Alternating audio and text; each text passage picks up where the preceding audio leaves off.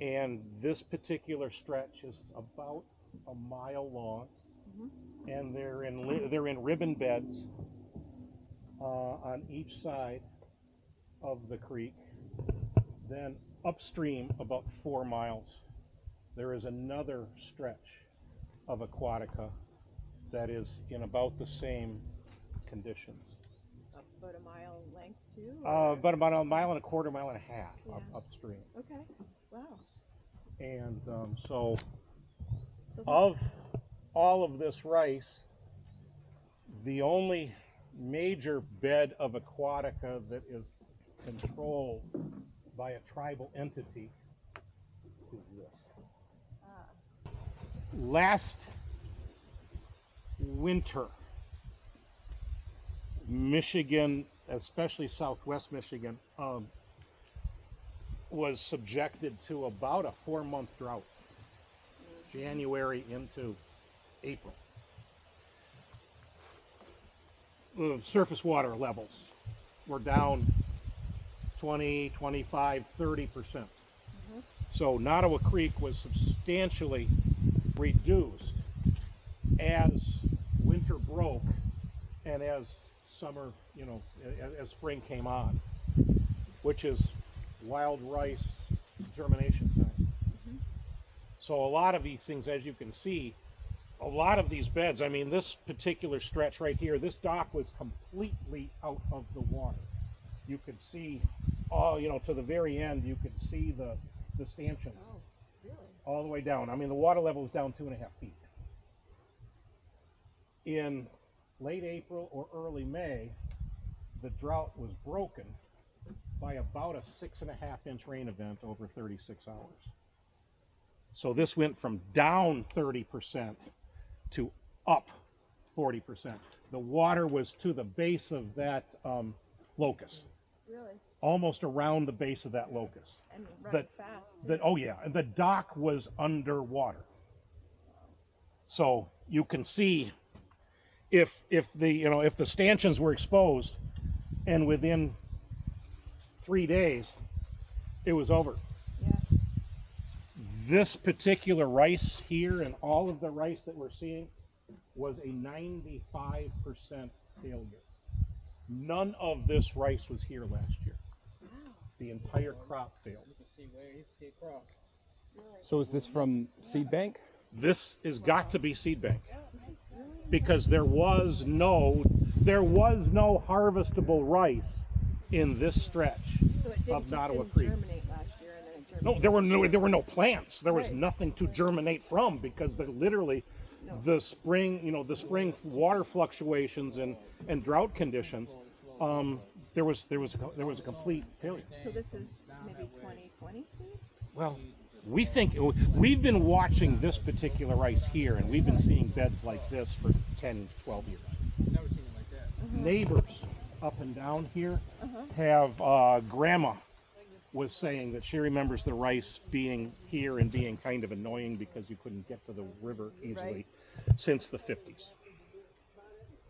Oh, wow. So this stuff has been here since the 50s. It is possible that there were a number, and we haven't been able to get any of the records. There were anecdotal comments of Michigan DNR staff showing up at bridge crossings and throwing 50, 100 pounds of rice into the rivers. Where would they have got that rice from? God knows. We'd love to find out. Yeah. Male flowers, the female seed heads. Okay. So the male flowers. The male flowers, and then the female parts up top. and then the female starts, and that's where this is the. Then so this is what we kind of have been talking about as a starburst, because you can see some of them are tight. Right. And you've got to remember that right now, like this plant here, is from where we're standing is 8 feet from the dock.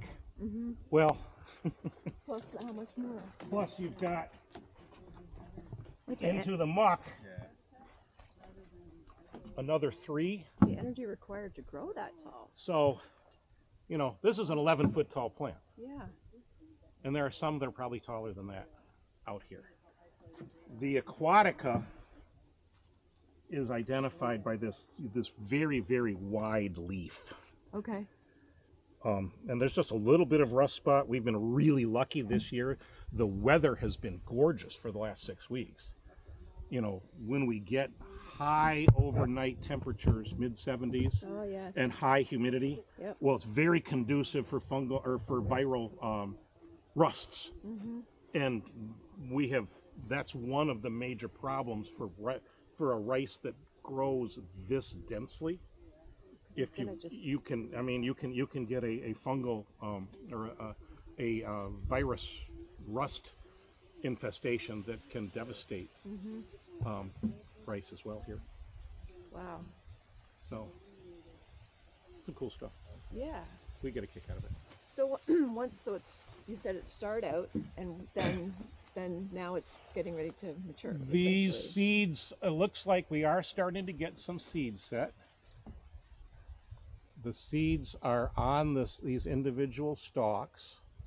You've got these long awns that start to spread out. Come on, let's see if we've got one here somewhere. Yeah, let's go to that one.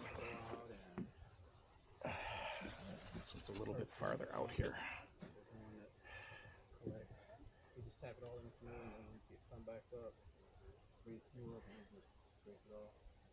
There we go. Oh, you silly thing. I got you. I got you, you miserable little creature.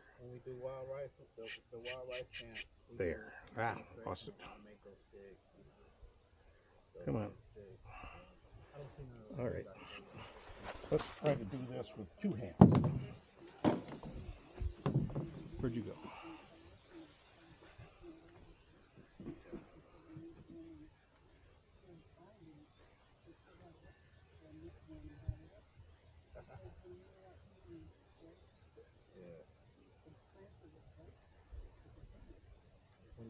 Yeah, you just tap it. You just tap the stick instead of the plant. And you've got these long awns.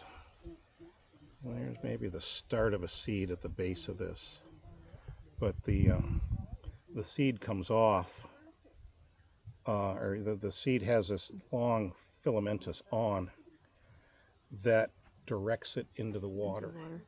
And if you've got a nice full ripe seed head, it's denser than the water, and so it falls through the water column, kind of drops down, and then this seed awn waves in the water because we're in a current, and it kind of drills the seed itself down into